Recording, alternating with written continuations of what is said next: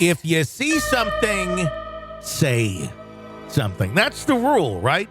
Well, we've all just seen something in the Rudy Farias case. What exactly it is we just saw? Stacy, you have any idea? My head is spinning, Tony. From the first part of the story, I'm like, oh my God, this thing is just horrific. And then double take, what? Mm-hmm. What's going on? Wait a minute. Yeah. And if you're just kind of passively following this, I'm going to give you kind of a quick up-to-date on where we're at with this, and then we're going to actually go all the way back to 2011 and work through the timeline of the Rudy Farias story as we know it. But as of this broadcast or this recording, which Murder in the Morning we do right before it's released, today, or yesterday actually, there was a press conference with the police who very much contradicted the other individual who had spoken on the case. And his name eludes me. I know you will know it. Is it Quinnell? Quinnell X, yes. Yeah, Quinnell X was an advocate for him yesterday when they met at a hotel to have a discussion with investigators and have someone there as a non-biased advocate for for Rudy. And Quinnell, if you listen to his audio, which is on our feed, that was posted yesterday, you can hear his press conference outside speaking about the mother making some very extreme allegations. And if you listen to it, you just get sick thinking, oh, my God, this is absolutely horrible if these allegations are true. This woman is an absolute monster. The police then contradicted that today, saying that there was no talk of sexual abuse or anything of that sort or physical abuse. Quinnell saying that he saw massive bruises and cuts and all sorts of just horrific things on him. Why these two sources are so dramatically different is anyone's guess, because it doesn't make sense. Both, you would think, would be very much on the same page in terms of being there and being an advocate for Rudy Farias. And by the way, here's what makes it even crazier after all these allegations were made. Rudy Farias is back in with his mom. And I shouldn't say in the custody of, because he's 25 years old. He's 25, and now they're even saying that he was never missing in the first place. That's been the crux of the whole thing, is the mother reported him missing, but he came back the next day, and then she never corrected it. She never came back and said, oh, my son's been found. Family members had seen him throughout the years, and he had gone by different names throughout the years. So at this moment, I think the jury's kind of out on what exactly is going on here. This could easily be looked at as a case of horrible abuse, and maybe it is. Or this could be a case of a very mentally ill human being and a mother that not necessarily making the best choices, but keeping him contained I don't know. I mean, none of it is right the way any of this is going. Is it as extreme as we heard from Quinnell? I don't know. But I guess they're still going to keep looking, because as of this moment, she is not in custody, and he is with her. Oh, the whole thing. I mean, I'm looking at headlines say Texas teen forced to play daddy as sex slave for years. That's what Quinnell said. That's not what the police officially have said. No, and it's a he said thing going on right now, and I don't get it. Help me understand. I'm trying to wrap my mind around it myself. The only other thing that's coming to my mind as we're talking about this is this some sort of scheme the two of them were involved in? Ooh, and Tony throws a plot twist in. But I don't see, and I'm talking about mom and son. I don't see where the benefit is. I could see how one or the other may find a way to benefit, but I don't see how it's like a mutual beneficial ruse. Oh, I do. Didn't How? they have a GoFundMe account a couple years ago because she was trying to find him? She did. Maybe they were trying to benefit financially. Well, I could see that part of it, but I'm talking about the events of right now, where all this attention has been brought to this case by them. That I'm just trying to wrap my mind around what, if this is something that they're both doing together, what is it? Anyway, let's go and try and wrap our minds around the entire timeline of events here. It goes back to February 13th of 2011, where Rudy's older brother passed away due to a motorcycle accident. His name was Charles. So there's the first death. It's always interesting when you see a lot of death around very few people. A lot of people that it doesn't happen that frequently unless you're very, very old. These are fairly young individuals. August 19th of 2014, Rudy's dad passed away due to a self-inflicted gunshot wound. He was a Houston police officer that was under investigation for ticket fraud with 3 other officers.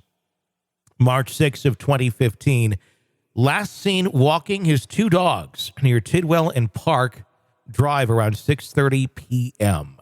This is the last time Rudy was seen publicly by the general public.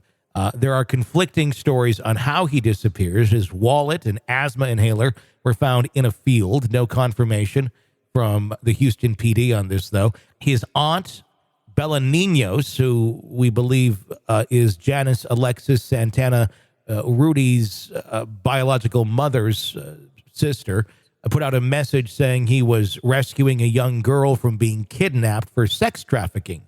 Also not confirmed by the Houston PD. Then we go in time a little bit here. He'd be about age 17 to 18 is when this happened. Mixed comments, age throughout social media. EquiSearch posted he was 17. Houston missing and private investigator Martin Raterna posted that he was 18 at this point in time. To be a legal adult in the state of Texas, by the way, is 17. So this is initially why it was not looked at as a missing child, because he qualified as an adult. October 15th, 2015, Rudy would have turned 18 years old. In 2017, ex-boyfriend of Jani Alexis Santana, his mother, spotted Rudy inside the kitchen.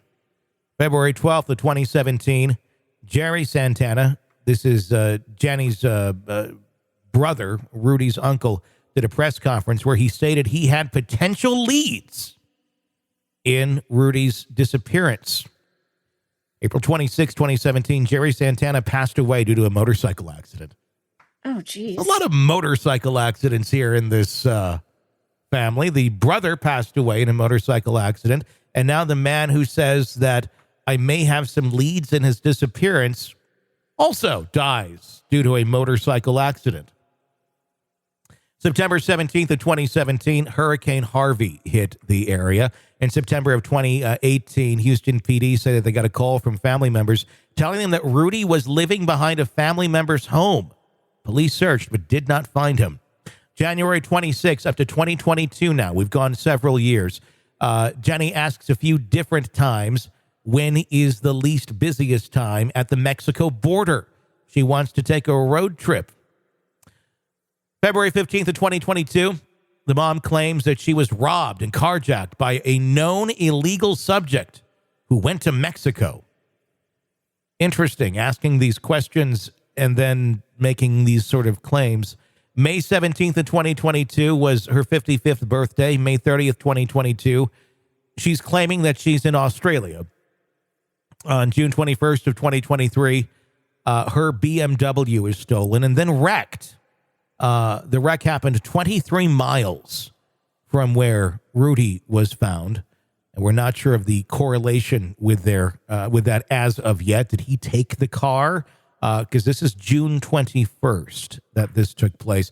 June 21st, 2023, Jenny and Bella are both looking for auto insurance.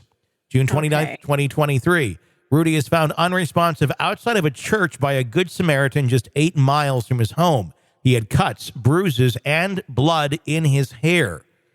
Crews assessed Rudy, but he refused to go to the hospital. His mom also refused transport by ambulance to the hospital. Rudy was left with family and police. In the hospital, it's believed that he was taken to the hospital by other family members. Jenny says he was nonverbal and cannot communicate. Rudy denies his name is Rudy Farias and says it is Julio Torres and that he's 14 years old to the medical staff. Bellaninos claims the BMW was stolen after Rudy was found, making it harder for Jenny to visit Rudy in the hospital. People call her out, and she says that she did not know that it happened a week ago and that she was just now learning about the car. However, Bella knows every single thing about Jenny's life. And then police are doing the interviewing right now. That's what we know as of right now. Bellaninos. What do we know about Bellaninos? That's my next question. Yeah.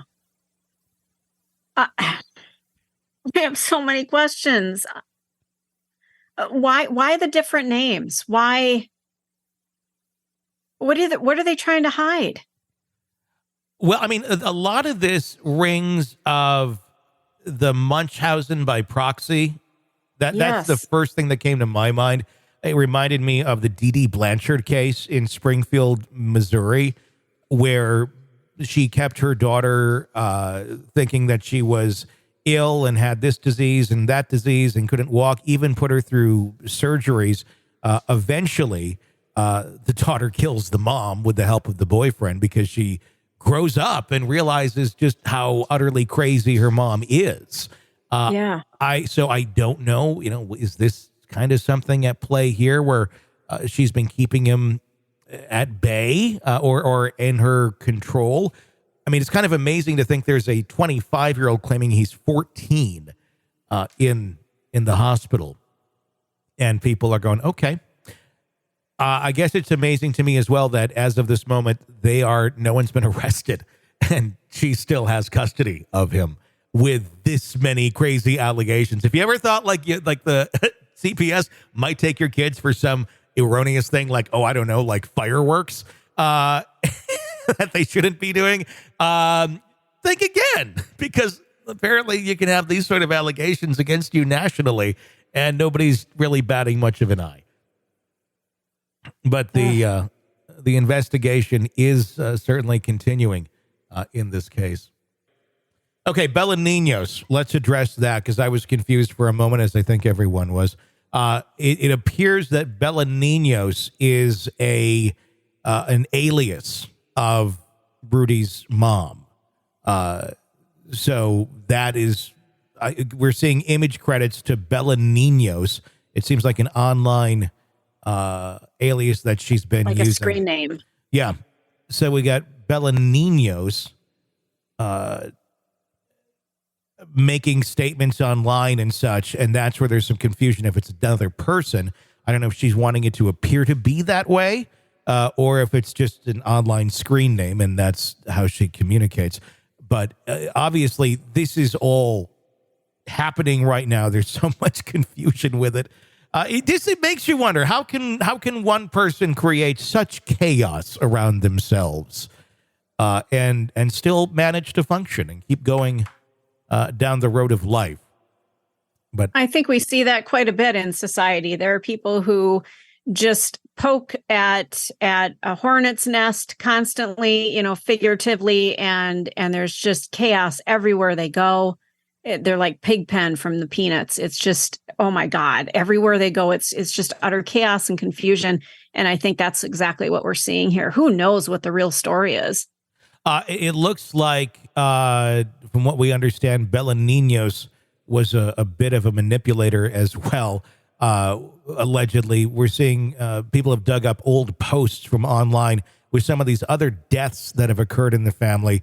And there seems to be a history of trying to then profit off of the deaths through GoFundMe and things of that nature. And I want to be careful saying that because I know a lot of people have deaths in their family. They start a GoFundMe for funeral costs, things like that. This doesn't necessarily appear to be like that. This appears to be more a little, someone died, let's make a buck. Ugh, yuck. So playing on people's emotions. I don't know. Everything is allegations right now, but there is a lot of pieces of this puzzle that people are finding online, putting together, trying to put this profile together of who these people actually are. And as of right now, I don't think we have any idea. I don't. We are just skimming the surface. This could go any possible direction. So it's just absolute bizarre. I have no more speculating to do at this time. I need more pieces of the puzzle to come in to do more speculating and just try and figure out what on earth is happening here in this Rudy Farias case. We'll, of course, keep you up to date and bring you press conferences and any developments as they happen right here on the podcast. Press subscribe. You're locked into the Hidden Killers podcast. Want more? Start binging on all of our true crime podcasts right now through Apple Podcasts and get an ad-free experience when you sign up to be a True Crime Today Premium Plus member exclusively on Apple Podcasts. More of the Hidden Killers podcast dropping soon. Press subscribe now.